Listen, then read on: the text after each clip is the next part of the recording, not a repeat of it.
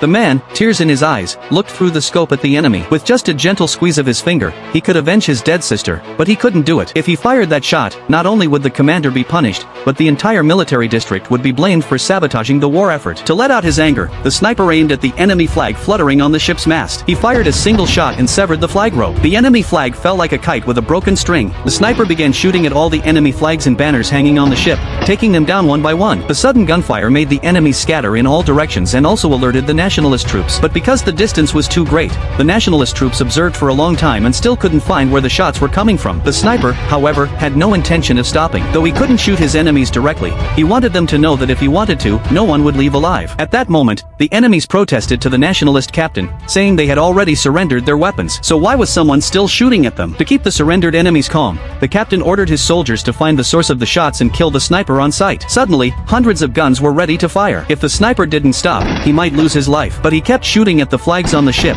letting out his anger. The enemies soon realized the sniper was only shooting at the flagpoles and dared not shoot at them. They even scornfully began to sing songs, which reminded the sniper of his sister being bullied. In his fury, he shot and destroyed the loudspeaker. But this shot also revealed his position to the nationalist troops. Seeing the sniper hiding in the tower, they immediately ordered their soldiers to fire at him. Suddenly, hundreds of guns were firing at the tower where the sniper was. Even so, the sniper still lay motionless on the tower. The enemies, seeing the soldiers shooting at each other, happily danced on the boat. The sniper, looking at the enemies through the scope, couldn't control his anger. Just as he was about to fire, the commander rushed over. Seeing the nationalist troops shooting at the sniper, he shouted at them to stop. But the nationalist troops kept firing at the tower. At this moment, the sniper saw the commander. In fact, the sniper had already made up his mind to die. But thinking that his shot would involve the commander, he still couldn't bring himself to do it. But the enemies were just too arrogant. He had to teach them a lesson. So, the sniper raised his rifle, aimed at the urn on the enemy's chest, and fired decisively. The ashes inside the urn spilled all over the ground, and the enemy was stunned.